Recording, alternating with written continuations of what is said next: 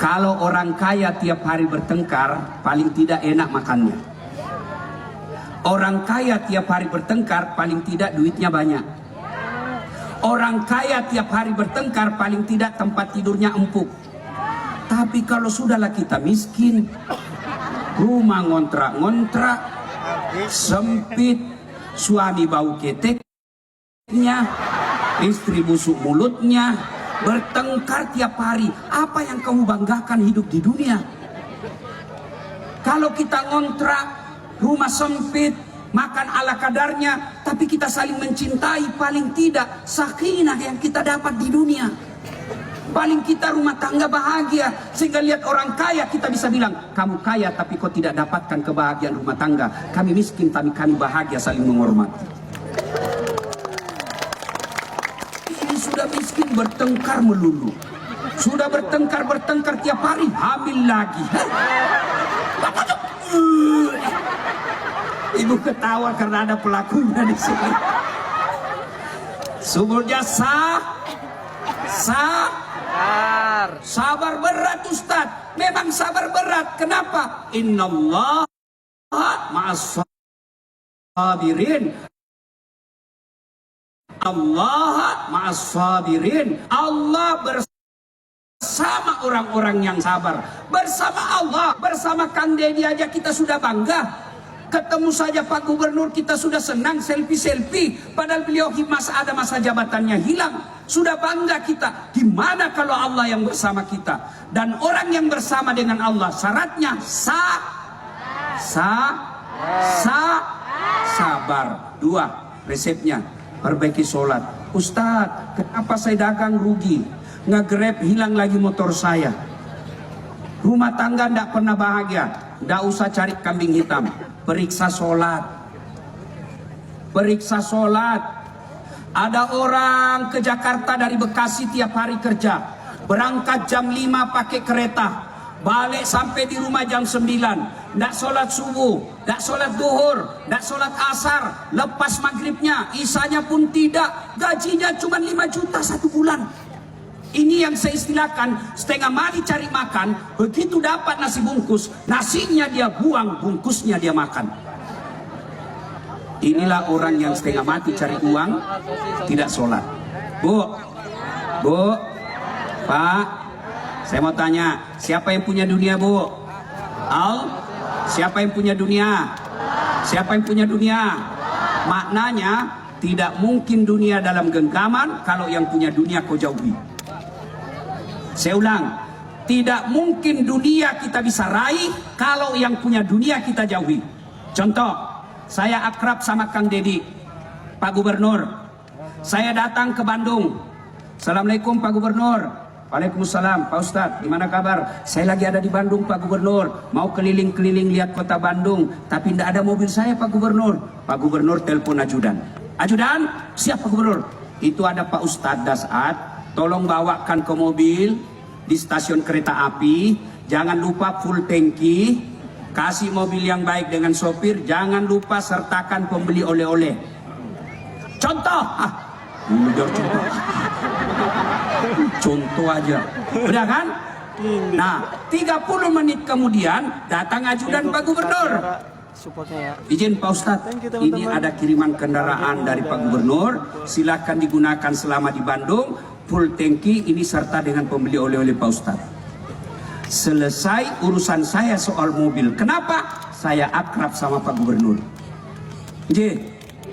Sebaliknya, ada dari Sulawesi, tidak pernah ketemu, tidak pernah telepon, tidak kenalan, tidak pernah lihat nama, tidak pernah dengar nama, datang ke Bandung. Mohon izin Pak Gubernur, saya lagi dari Sulawesi, pinjam mobilnya Pak Gubernur. Siapa ditelepon Pak Gubernur? Ajudan, bukan. Siapa? Kapolres. Tangkap itu tukang tipu. Tidak pernah kenal, tidak tahu, pasti tukang tipu itu. Tangkap. Begitu juga sedulur-sedulur.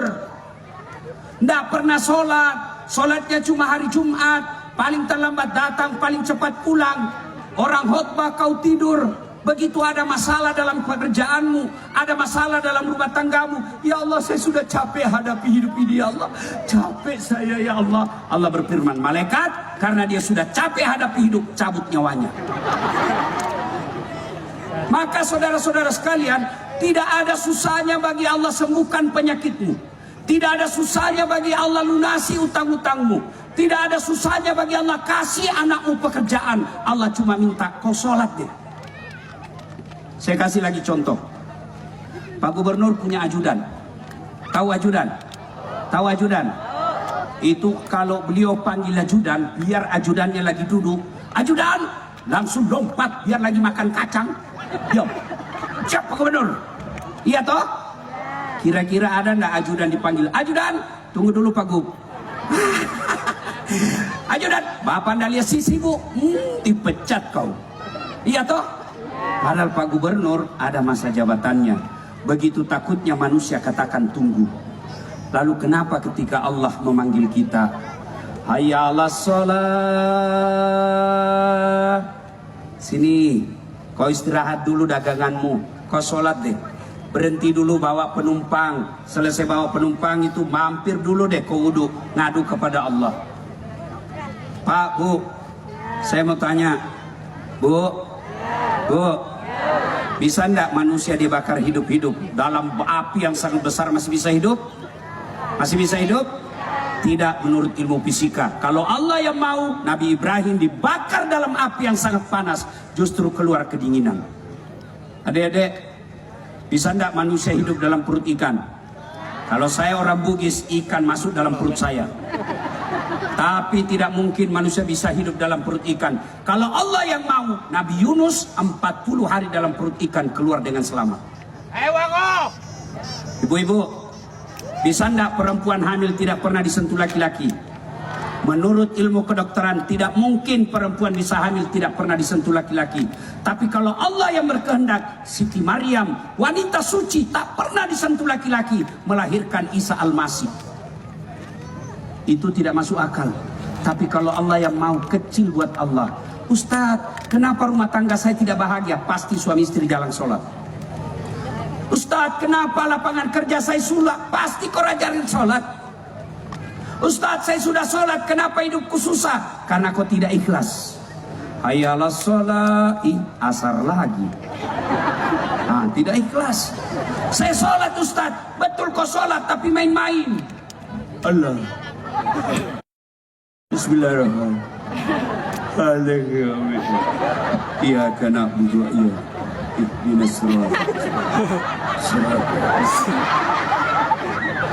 Ibu bapak ketawa karena membayangkan diri sendiri kan.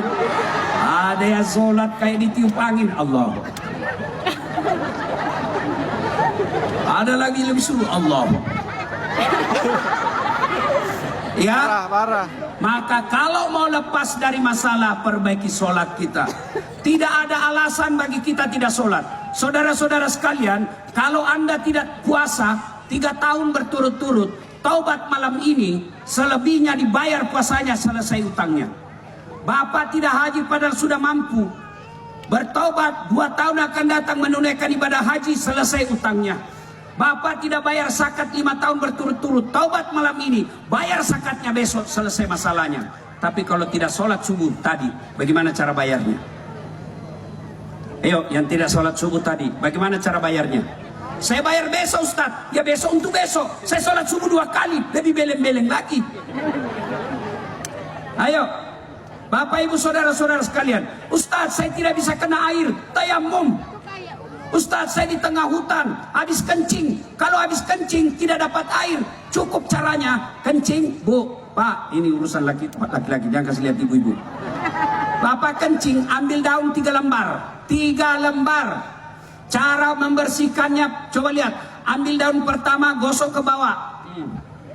Ambil daun kedua, gosok ke atas. Ambil daun ketiga, gosok lagi ke bawah. Begitu cara gosoknya, jangan begini. Tambah kotor. Iya, tidak ada air, tayamum. Ustadz tidak bisa berdiri, duduk. Ustadz tidak ada bacaan saya hafal. Boleh Bapak beli buku tuntunan salat sambil baca, pegang begini. Sah. Ustadz saya tidak lihat kiblat, kita lagi di dalam di tengah laut, lihat matahari terbenam. Oh di sana matahari terbenam, lalu ke sana, Allahu Akbar. Tiba-tiba perahu goyang, nggak usah juga kok goyang-goyang juga begini. Apalagi alasannya? Apa? Yang banyak